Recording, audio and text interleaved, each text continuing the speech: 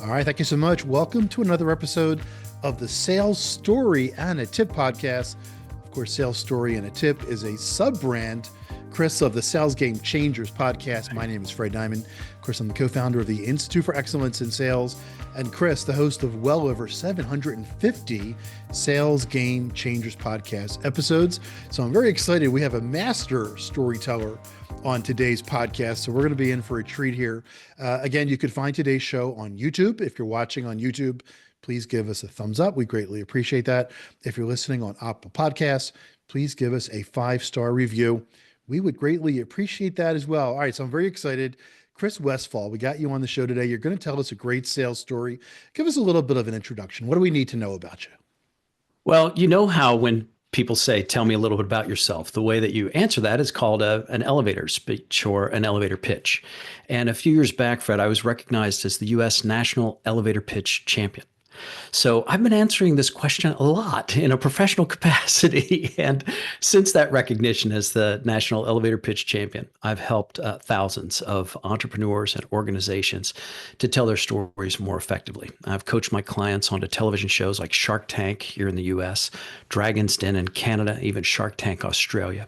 I'm also a storyteller for my clients as a ghostwriter.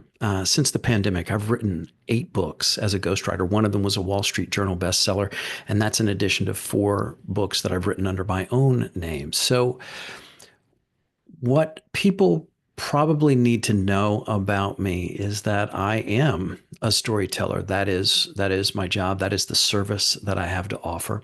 And today, in the spirit of service, I would love to tell you a story about a very interesting sales conversation that literally transformed my career. All right. Well, first off, I got to ask you, how did you win the National Elevator Pitch Championship? Was that at a conference or was that an organization? Just give us some insight into that. Well, it all started on X, if you can believe it. I saw a tweet, I saw a message that there was a contest, a national contest to find out who had the best elevator pitch in the United States. And so I thought to myself, well, I'll try. What's the harm? So I entered into this contest, which meant that I had to record an elevator pitch. And for the purposes of the contest, the speech had to be 118 seconds long, so just under 2 minutes. And so I recorded my elevator pitch, which was 118 seconds, and I uploaded it. And I had to get votes on social media. And Fred, in the voting, I actually came in second place. So, and I thought, well, this was a great experience. I'm glad I did it. An entrepreneur from Atlanta actually came in first in terms of the voting, but I received a phone call the next day from the folks who had put together the contest, and they said, Chris, it was kind of like kind of like an American Idol thing. They were like, Chris, we've watched all the videos. Even though you're second place in the voting, you are first place with us. You are the National Elevator Pitch Champion. And I thought, wow. And I was thrilled. I was excited. And maybe like some of the people watching today, they're wondering, what exactly is that? And with the recognition came a realization for me. And that is that whatever it is that I've been able to do to figure out for myself how to create compelling stories, this recognition is really a call to service, which is quite candidly the way that I view sales. That sales is service. It's not about being pushy or forcing people into something that they don't want. In my experience, the person who offers the greatest service and delivers that service, creating an experience for the customer, is the one who wins. And that's true, but only 100% of the time. At least that's what it's looked like to me. So in the spirit of service, I began to look at what I had done, what I had realized, what I had gathered in my career and in my experience that had allowed me to receive this recognition. And in order to make sense of the experience, offering a service to others to help them to tell their stories in a more compelling way. And I had done that before in my career in sales, also as a sales manager and a vice president of sales and directing marketing and all those kinds of things that, that you do when you're working in corporations. But for me personally, after this recognition, I look very deeply at what is the service that I can create. And that's what led me to write my first book, which is called The New Elevator Pitch. And The rest, as they say, is history. The recognition put me on the radar screen for a number of corporations and organizations, and led me to keynote speeches all over the world, as well as a thriving coaching practice, working with executive leaders as well as entrepreneurs, and basically anyone who has a story to tell. Well, that is great. Matter of fact, we talk a lot on the Sales Game Changers podcast about the concept of servant leadership and about the Sure. concept that sales is all about service, and the great sales professionals that we work with at the Institute for Excellence in Sales, they know that, and the great sales leaders who've been on the show. So you did a great job explaining that. So I'm actually getting more excited to hear your story. So Chris Westfall, tell us a great sales story. I was invited to go to an event at a university where I've worked for the last 10 years. It's actually the largest university in the United States, Texas A&M University, largest in terms of student population as well as land mass, because they have a big agricultural school there. But that's a whole nother story. But I went to Texas A&M University, which is about 85 miles from where I live here on the west side of Houston. And I had been invited to hear an executive leader speak who was the CEO at a company that's on the FTSE, which is the British equivalent of the New York Stock Exchange. It's a FTSE 100 company. And I went to hear this individual speak, and he was being interviewed by my friend who had invited me. And unbeknownst to me, she started talking about the way that we had worked together and some of the results that I've been able to create in working with students, particularly student entrepreneurs at Texas A&M University. And as I was sitting there in the third row, just kind of blushing a little bit and being very flattered, she was saying some very, very nice things. And we'd worked together for a few years, and she really knew my history and I knew hers. And she said, unprompted, Chris, what I'd really like you to do is, if you'd be willing to, stand up, come down here on stage and share a little bit about what you did for us on stage. And she named this event. She said she wanted me to basically recreate it. Well, Fred, the event took place in 2013. I'm like, well, that's going back a ways. So reluctantly, I got up out of my seat. And of course, I wanted to come up there and I wanted to share, what had occurred with me. But I knew that I couldn't recreate the past. I knew that the only way I could approach this story was to look at where I was, what I was seeing, what I was doing right now. And I really stepped into the idea that I know to be true, and that is that the past reminds us, but it does not define us. And instead of leaning on past accomplishments or trying to recreate 2013, which would be right, it's a fool's errand. Mm. I spoke from the heart of what I had seen and the way that my work with the university and with these entrepreneurs had inspired me, and how that inspiration had led me to create some results for some very, very talented people. Mm. And it was a story about connection, because at the end of the day, I think that the greatest skill that any sales leader can possess is that ability to connect. And seeing that connection and sharing it was what I did. And if you say to me, so Chris, so what exactly did you say? Fred, I don't know. But I just looked in that direction, and I impromptu stood up and spoke, and there was about 100 people in the room. And when I finished, the CEO looked at me and he said, that is exactly what we need. Yeah. Mm. And it was one of these events, Fred, that has happened to me. It's happened to me on more than one occasion, where the key to my success, showing up, speaking up, looking in the direction of service, looking in the direction of connection. And the CEO said to me, please come talk to me after this is all over. So, the event was over and the interviews were concluded, and it was just a fantastic event. And I came up to him, and he said to me, what are you doing in April of next year? And I said, what do you mean? What am I doing in April? And he says, well, we're having a sales event, and it's our international conference. And we'd love it if you would come and speak and share with us what you spoke of: connection, impact, persuasion.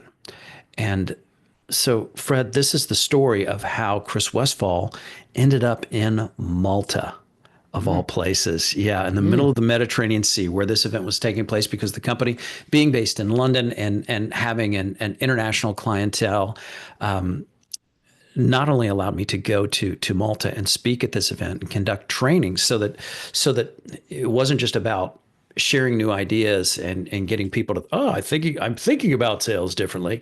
No, sales is an experience, mm, right? It's an experience, and the experience that you create for the client or the customer is what the company wanted to explore further. And so that was what we created. It wasn't just a keynote; it was a keynote plus a training and an opportunity for people to put ideas on their feet. And it would be naive of me to think that I could say something or share something that a sales leader in Malaysia or Germany hasn't thought of or experienced in a way that I might not even understand.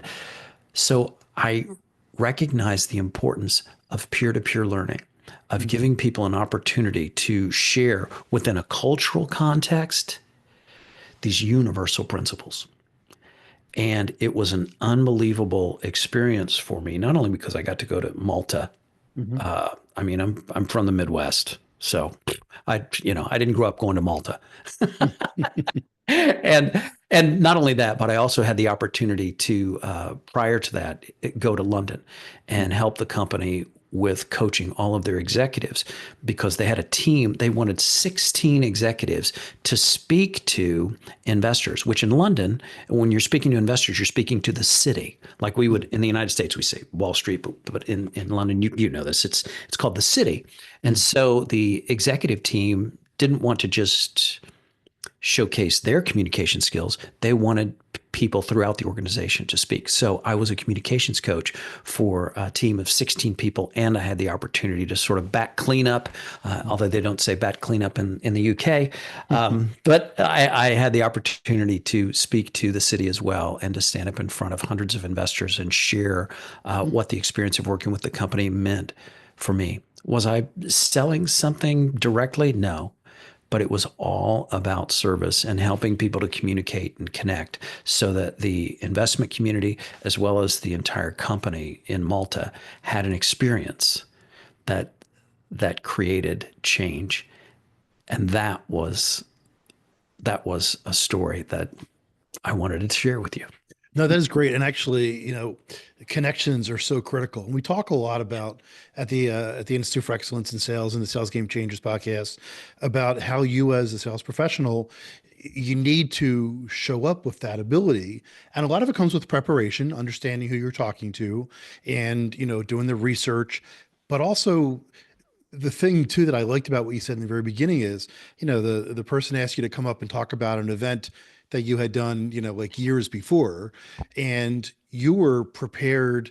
You could have done that probably for 15, 20 minutes, but it wouldn't have had the same impact. But you were able to have something prepared. I tell people all the time when they come on my podcast and they just start talking about features and benefits and all those things, and they ask me for advice, I always say, have a pocket full of stories ready to go, something that your company did to help another one of your customers solve a big problem, right? Mm. Or something that you did, even if it was 10, 15 years ago, that solved a big problem so that the customer that you're talking to now can relate to that. So I'm glad that the CEO saw that and it led to all these great things for you.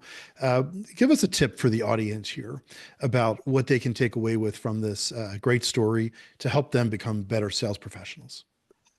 Preparation is important, but presence Mm, is priceless.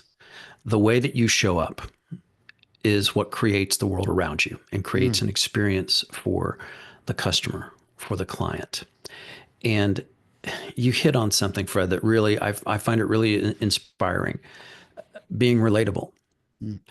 and in the midst of whatever challenges the customer is going through, it's impossible to prepare for exactly what they are going to say. I mean, you and I, we've connected, but I don't know that I've prepared for this interview yet.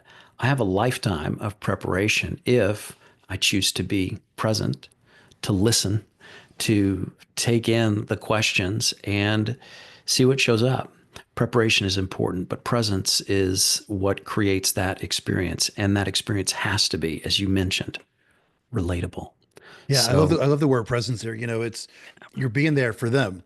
I learned a long time ago too. But yeah, I have customers that are interested in me and my life, and they want to get to know me and build a relationship. But almost 100% of the time, well, they want they're looking at me as the expert to help solve their problems. Especially now, Chris, it's even more imperative that sales professionals show up and have that presence because customers don't need you as much as they used to. They can get information on the internet. They need you more, but they don't need you for the little things, right? They don't need you for the features and for the benefits of your product or your service. They can get that on ChatGPT or Google that's right. any time of the day or night. What they need you for is your expertise, you bring in them value to help them solve the bigger problems that they're trying to solve.